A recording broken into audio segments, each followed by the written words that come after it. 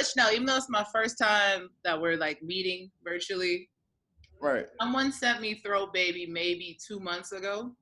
Right. Because they played it on Sirius. And I promise you, since that day, I've been bringing it up in meetings, and all my bosses like, what's this fucking song called Throw Baby? I'm like, listen. Listen. I appreciate that. Thank you so much. No, for real. And then I think, you know, like me and Tunde are cool, so I tweeted something about it. He's like, oh, you on that? I'm like, yeah, because I guess they haven't really, like, taken it to radio full swing yet. Right. Like, no, we on it. Yeah, Houston been open, so we've been, you know. Yeah, we've been playing. I love Houston. I was out there not too long ago. I love the vibes out there. The club scene is real crazy. Yeah. What'd you do out here? Were you just like linking up with people or what? I performed there. They had booked me at Clay. Oh shit! Yeah, our little outdoor venue. Yeah. Yep. See, no, we out. Is this like that in Atlanta? Like. Oh yeah, Atlanta. Then I thought who was the first one that was outside? Y'all know we set trends in Atlanta. We the trendsetters. Everybody else followed suit behind us. I get you. That's true. Yeah. So I do like, cause I said I am in a lot of different markets. So some people will be, you know, new to you. So I know I'll ask you questions you probably heard a million times, but it's just to, you know, get in for these people. But for everyone who's not in Atlanta, where are you from exactly? What side of town? I'm from, I just start off with a formal introduction. You know what I'm saying? If you don't know me, I'm BRS Kash. I got the hit single, Throat Baby, one of the hottest songs in the streets right now, coming out of Atlanta, Georgia. East Atlanta's on 6 to be exact. You know what I'm saying? The east side is on the map. So, yeah. How old are you? 27. Okay, cool. You young. Well, you around my age, but you still young. We still young. Oh, yeah. But you said East Atlanta, which I know, like, obviously Love Renaissance. They're very, you know, that's Atlanta. But what are y'all doing out there? Like, why is everybody just coming out of East Atlanta right now? What's in the water? What y'all doing? We got the sauce, we got the juice, whatever you want to call it. Like we trendsetters, we originators. You know what I mean? Yeah. It's the environment. You know what I'm saying? Yeah. It's the culture. So when you mix all that as one, you get good music. Yeah. You know, you get a story that can be told through so many ways. So y'all don't stay to like one thing. Like even though you can classify yourself as a rapper or a singer, like a lot of artists are obviously feature black. Like they blur the lines. Like they doing everything. You know. Right. Would you consider yourself that way too? Like a melodic. Whatever. Yeah, that's basically my sound. It's a melodic southern flow. Growing up, when I was in the 8th grade, I was one of the lead singers in chorus class. So, let me hear something. Hey, look, this is the thing though. I don't call myself a singer. I call myself I finesse notes. I'm a finesse notes. So it's like I can do it, but I choose not to do it. I just rap it and mix it in with my music. Yeah. So first of all, so finessing notes. But what in chorus class were y'all singing? Like the show tunes? Like what were y'all singing? Man, I still so long ago, I don't even remember. I just know like Christmas carols, stuff like that for like the little PTA events. All that. Oh shoot! Man, yeah. I really want to hear like the Throw Baby remix of like Deck the Halls. I need that. Yeah. Okay. Cool. So man. One thing I will say, living in Houston's a legendary city, just like Atlanta for music. For sure. But a difference that we're seeing is Atlanta is like y'all help each other a little more than other cities. Other cities got that crab in the bucket, you know, mentality. Right. Well, you bet down. Yeah, for you, I know you mentioned before in another interview that your mom was in music. She was in a group. But how did you really initially just get into the industry? Because I know you wrote before this. Like, where was that opening at?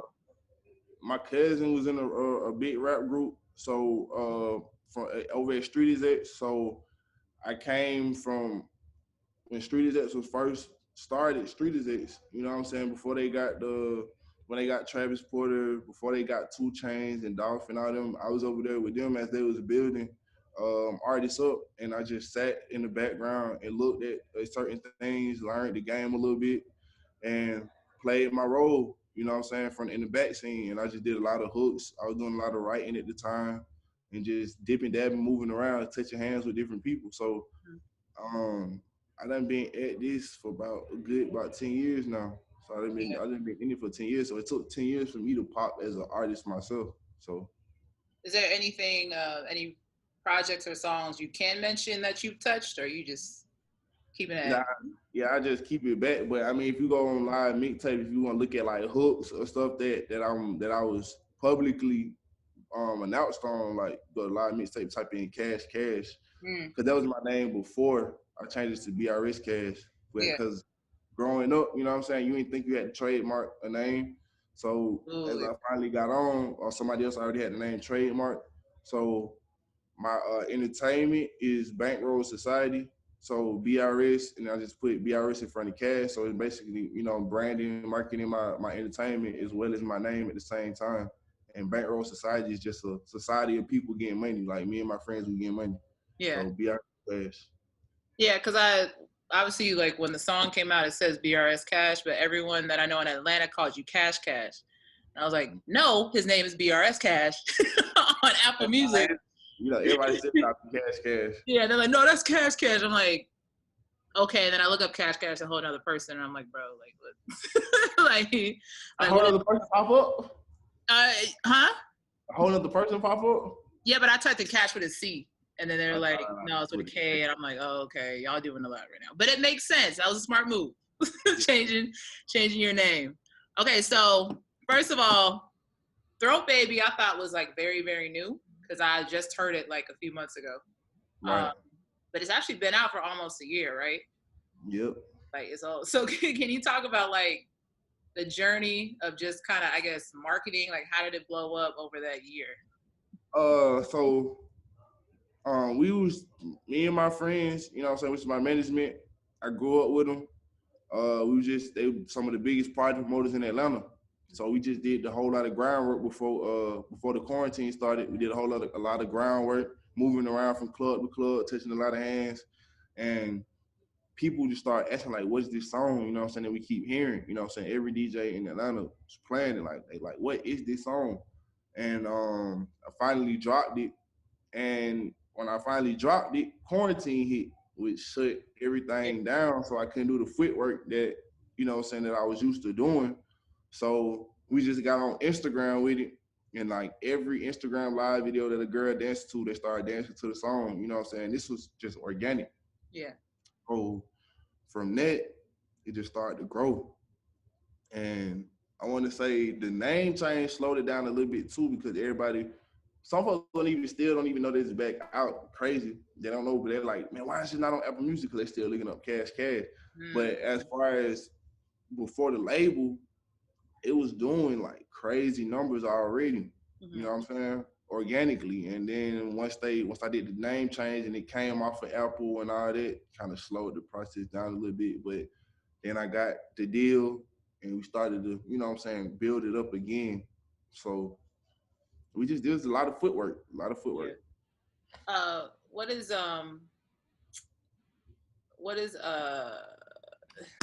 oh, there's a lot of questions I want to ask you in there.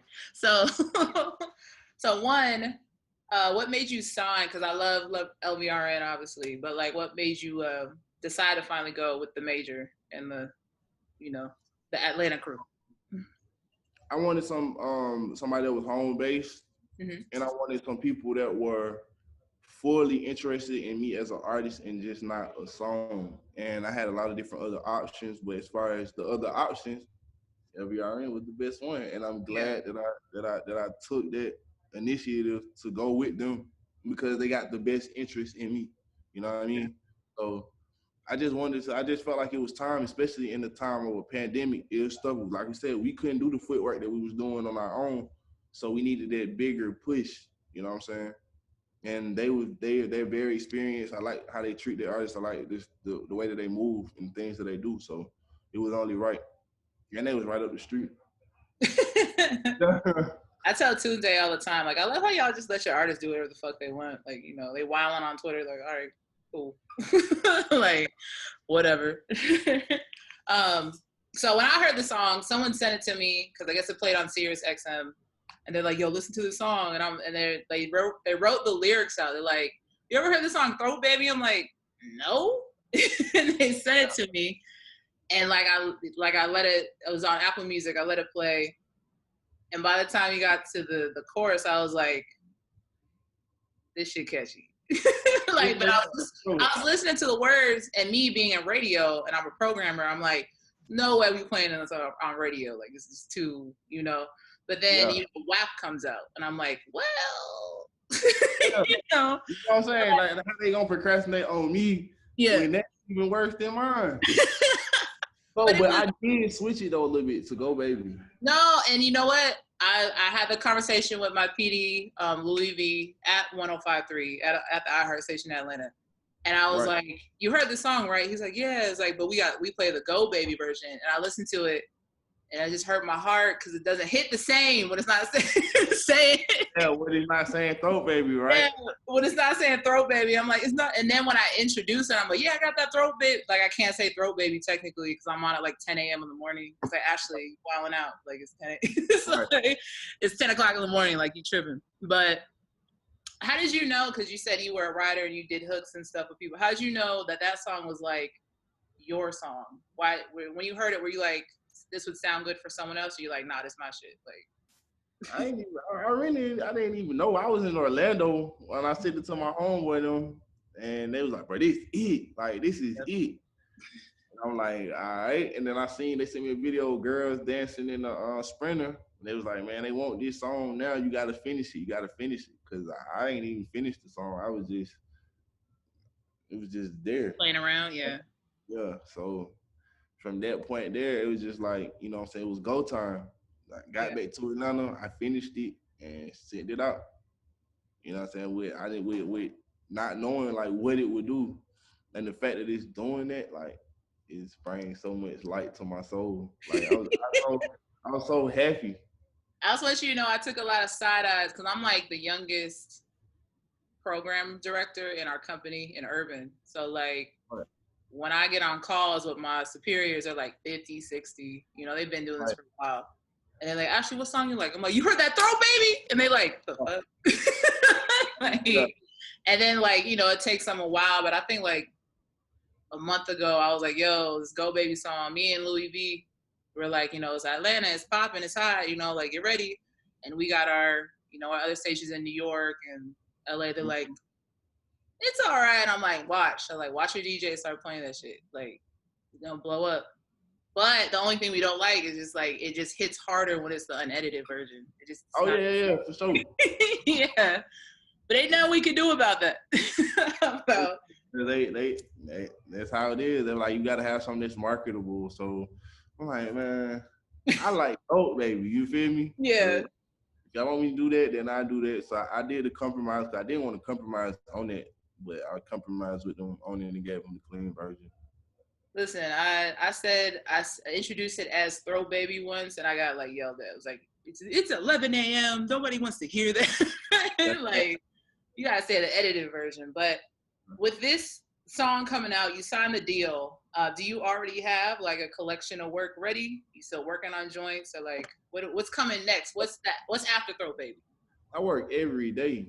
You know what I'm saying? I got the label is so happy. They're like, bro, you already got like 5 albums already ready. I said, I know, like, and it's to the point where they can't decide like what they want to drop because it's all so good. Mm-hmm. So they was like, you know what I'm saying? We happy about that. You feel me? So the next thing that I'm finna drop in about 2 weeks is called KASH 3.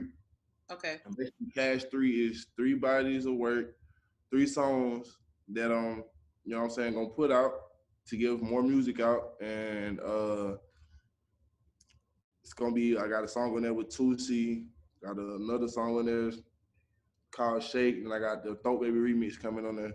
So ooh. Yeah. Do we know who's on? Are you saying who's on the remix? Are we waiting? What?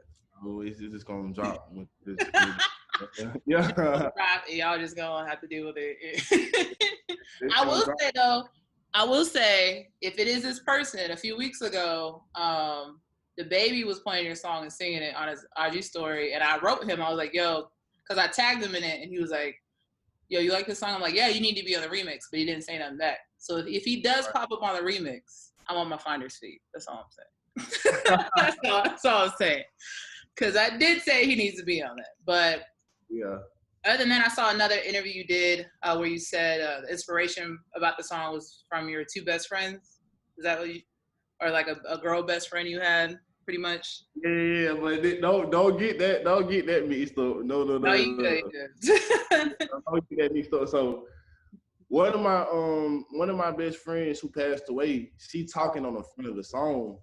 Oh, she's the one that's like, be quiet, or like whatever. Yeah. Passed away. So she on the front. But it's another girl that was like my home. It wasn't my best friend. She was my home girl. Oh, okay, got it. I never did nothing like that. And then when she did it, that's what made me make the song. Oh. So yeah, it wasn't my best friend. I got you. Okay, I just heard best friend and then a girl, and then it, like the verses are about two different girls and like. Yeah. It was about two different. It was about two different best friends. Got it. Yeah. Okay. Yeah.